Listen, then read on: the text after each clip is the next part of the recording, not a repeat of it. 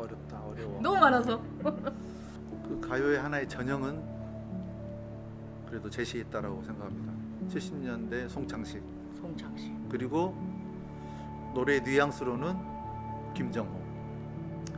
특히 이 가요는 이 뉘앙스를 듣고 즐기는 거다라고 해서 그 슬픈 노래도 한국 사람이라면 슬픔을 즐기기도 해요. 그럼 우리 슈퍼플라이 선생님과 같이 한국 음악의 변천사 얘기를 좀 들어보도록 하겠습니다. 시대별로 대중음악 이야기 들어봤으면 좋겠는데요. 일단 선생님 5, 60년대 대중가요 어떤 것들이 있었을까요? 우리가 대중음악이라고 했을 때는 한 1920년대 정도까지 가야 돼요. 20년대? 네, 그렇죠. 오. 그 전에도 음악은 있지만 네. 좀 음반으로 만들어서 대중들한테 이렇게 판매를 하는 시점. 뭐 윤심덕, 뭐 사회찬미, 아마 이 정도부터 얘기하는 것 같아요. 아하. 근데 이건 이제 번안곡이니까 창작곡은 약간 그 다음에 나오고, 그렇게 해서 우리는 또 특수한 상황이 있었잖아요. 일제시대 그리고 한국전쟁 초창기에는. 그래서 한국전쟁 이후에 우리 사회나 이 한국의 상황을 표현한 그런 정서를 또 대변한 노래들이 그때 좀 많이 나오죠. 뭐 가거라 384나 아. 부스여라 금수나 음. 바람찬 흥남부두에 이런 거, 그 전쟁과 관련이 있는 거잖아요. 아. 그 이후에 60년대 오면은 그 우리나라에 주둔했던 미군, 미8군의 영향으로 좀 더 음악이 이제 다양해지죠. 아. 그러면 이제 그 시기를 50년대, 60년대를 거쳐서 70년대, 80년대 음악 하시면 또 보시는 분들 중에서 아, 요 노래 나 지금 생각나 할 수도 있으실 거예요. 70년대, 80년대 명반이나 명곡 좀 소개해 주십시오, 선생님. 어렵다, 어려워. 너무 많아서. 그 개인적으로 네. 70년대 음악 중에서, 그러니까 뭐 어떤 얘기를 먼저 해야 되냐면 미국 음악을 굉장히 동경하고, 미국뿐만 아니라 외국을 많이 동경을 했죠. 팝 음악도 미국이 최고였죠.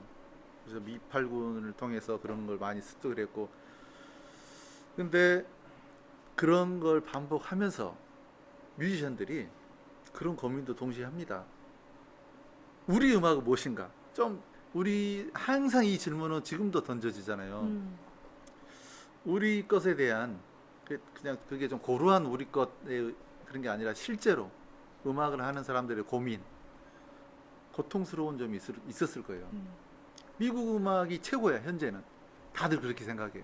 그게 실력이고 그걸 잘 따라하는 게 지금 우리의 현 주소니까. 근데 그 와중에 표현하자면 좀 한국적인 음악, 대중음악을 고민했던 분들이 많이 있을 거예요. 제 개인적으로 그런 차원에서 70년대 대표적으로 이분 음악이 가요. 그 가요의 하나의 전형은 그래도 제시했다라고 생각합니다. 70년대 송창식, 송창식. 그리고 노래 뉘앙스로는 김정호. 이 두 분을 저는 다시 한번 음악으로 들어보시라고 추천해드리고 싶습니다. 예를 들어서 대표곡이자 밤눈이라는 노래가 있어요. 밤눈. 이라는 노래가 있는데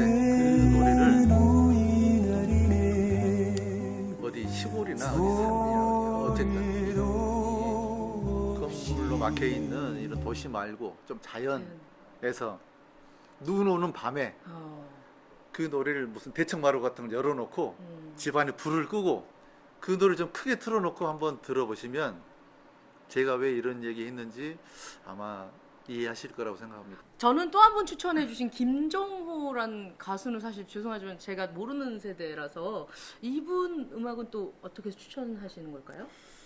히트곡 70년대 뭐 약간 포크 음악이라고 해야 되나, 이런 히트곡도 많이 작곡한 분인데 몸이 많이 안 좋으셨죠. 호불호가 갈립니다. 김정호의 음악은. 왜? 들으면 너무 처집니다. 아하. 우리 편으로 너무 처져. 그래서 네. 싫어하는 사람도 있어요. 야, 너무 처져. 하얀 나비 정도면, 하얀 나비는 그 노래. 따라란딴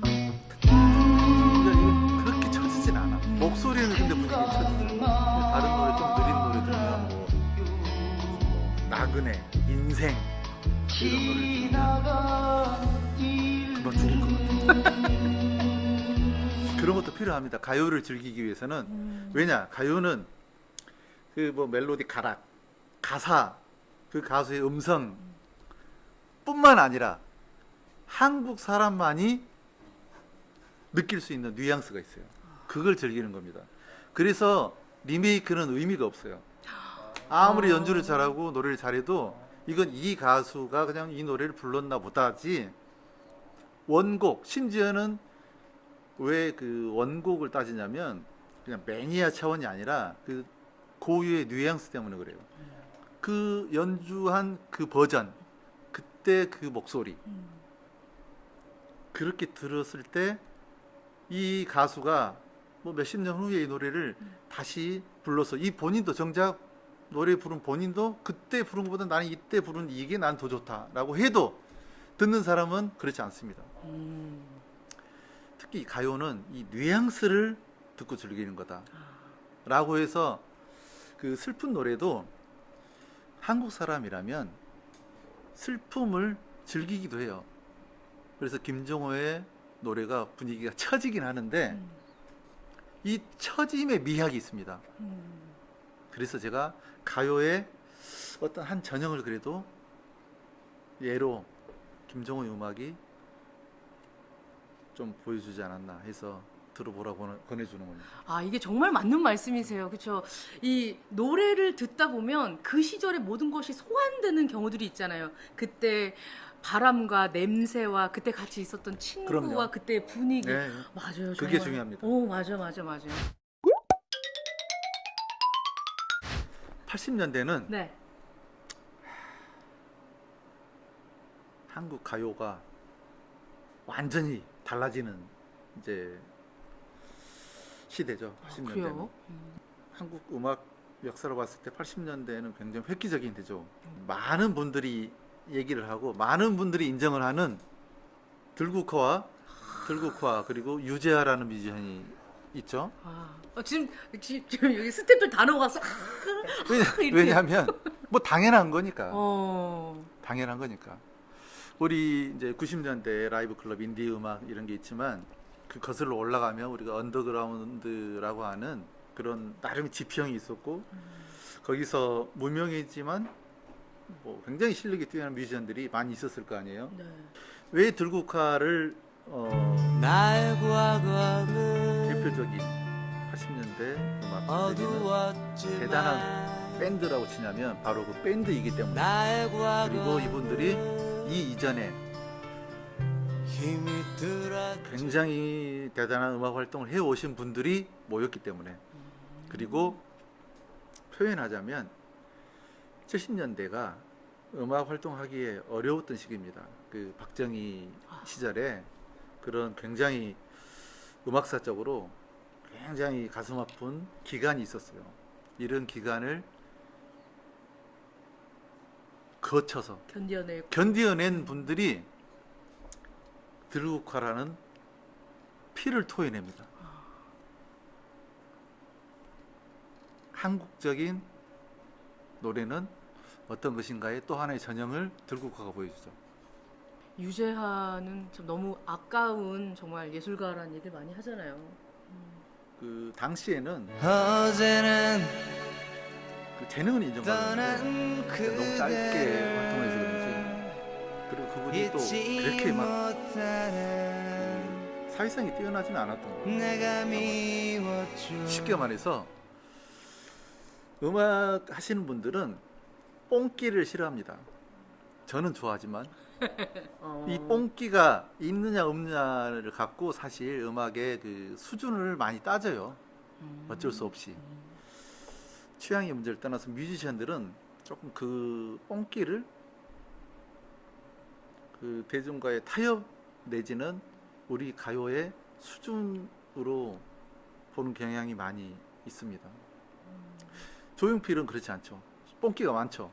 그러니까 이 얘기는 뭐 나중에 따로 하겠지만 뭐 그래서 대중성과 음악 모두를 다 하고도 인기가 있었던 조용필은 당연히 그래서 대단한 분이지만 그래도 뭐 음악사적으로 그냥 들국화를 그런 의미로 좀 보는 거고, 유재하는 음악적으로 세련됐다. 그냥 뭐 뻔한 식의 노래가 아니다라고 해서 뮤지션들이 특히 좋아했고 매니아들이 좋아했기 때문에 인정을 받는 것 같습니다. 그게 영향을 당연히 그 이후 음악에 주죠, 뮤지션들한테.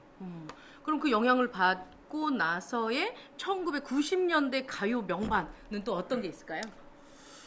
그건 준비를 못했는데. 아, 예. 그럼 넘기고. 90년대 준비를 안 했냐면 네.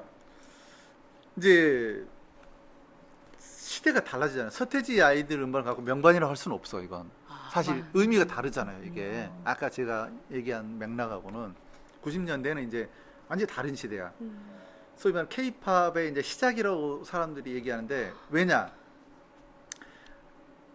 내가 강조한 이 우리의 옛 가요들은 한국 사람만이 즐길 수 있는 음악이에요.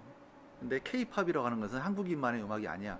이건 그냥 말 그대로 한국의 상품이 되죠. 그래서 전 세계 누구도 이 음악을 즐길 수 있는 음악으로 이제 점점 다가가는 거죠. 이제 21세기 들어오면. 네, 선생님, 저희가 지금 연희동 38 에비뉴라는 곳에서 촬영을 하고 있는데요. 여기 보니까 엄청나게 귀한 LP들이 많이 있습니다. 여기서 좀 추천해주고 싶은 곡이 있으시다면요? 예, 뭐 추천이라기보다 네. 예, 추천이긴 추천인데 중요한 의미가 있는 음반들이 꽤 많이 있어서 예. 그 중에 일단 요걸 두 개만 골라와 봤습니다. 소개해 드리려고. 네. 손석우라는 작곡가의 작품집으로 발표된 그 안에 이 한명숙이라는 가수의 이 노래가 발표됐는데, 이 노래는 아시는 분 많이 아실 거예요. 이 노란 샤스의 사나이. 이 뒤에 보면 이 노래를 프랑스의 가수 이베트 지로라고 하는 이 가수가 이 노래를, 한국 노래를 프랑스 말로 번안해서 부른 버전이 여기 실려 있습니다. 그러니까 우리나라 가수들이 외국 노래만 따라한 게 아니고 반대로 우리나라 노래를 외국 가수가 따라한 경우가 이 노래가 처음입니다. 이 손석우라는 작곡가분이 우리나라 대중음악 역사에서 굉장히 중요한 분이기 때문에 꼭 제가 언급을 하려고 이 음반을 골랐습니다. 그리고 또 한 가지, 또 하나 음반을 하나 더 가져왔는데, 이 음반은 많이 아실 겁니다. 동백아가씨. 영화 주제가 동백아가씨. 1964년 동명 타이틀 영화의 주제가를 신성일이죠. 신성일. 그렇군요. 네. 이 백영호 작곡이라고 있는 백영호라는 작곡가가 이 우리가 흔히 말하는 게 트로트, 이미자, 뭐 남진, 특히 이미자 노래 히트곡을 거의 다 작곡하신 그 박준석 작곡가와 함께 우리나라 그 트로트 히트곡을 거의 많이 작곡하신 대표적인 작곡가입니다.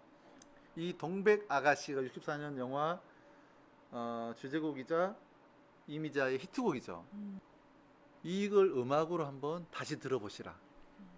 그러면 외색이냐, 무슨 창법이 어땠느냐, 금지곡이냐의 모든 의미를 다 잊게 됩니다. 노래가 아주 좋습니다. 그냥 저는 그렇게 생각합니다.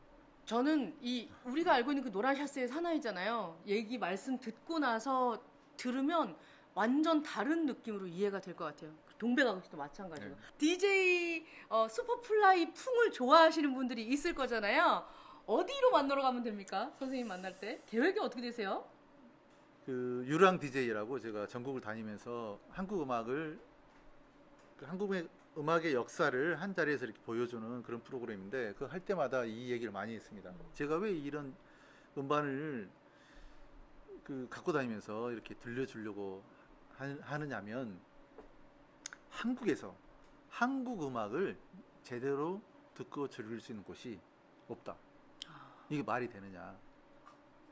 왜냐하면 우리가 아는 그 K-팝이라는 것은 그 한국 음악 전체를 얘기하는 건 아니기 때문에, 그리고 있긴 있지만 그게 좀 한정돼 있고 한국 음악이 나오는 곳이 있더라도 좀 다양하게 나오는 곳은 별로 없다고 생각해서, 그런 장소가 하나쯤은 필요하겠다 생각해서 제가 여러 가지 하여튼 고민 속에서 준비를 하고 있습니다. 연남동에다가. 아, 그렇구나. 이제 따로 가서 만날 수 있게 한국 음악을 들을 수 있는 한국에 있는 곳이 잘 없다는 말이 참 마음에 와닿고 꼭 찾아뵀으면 좋겠다라는 생각이 듭니다.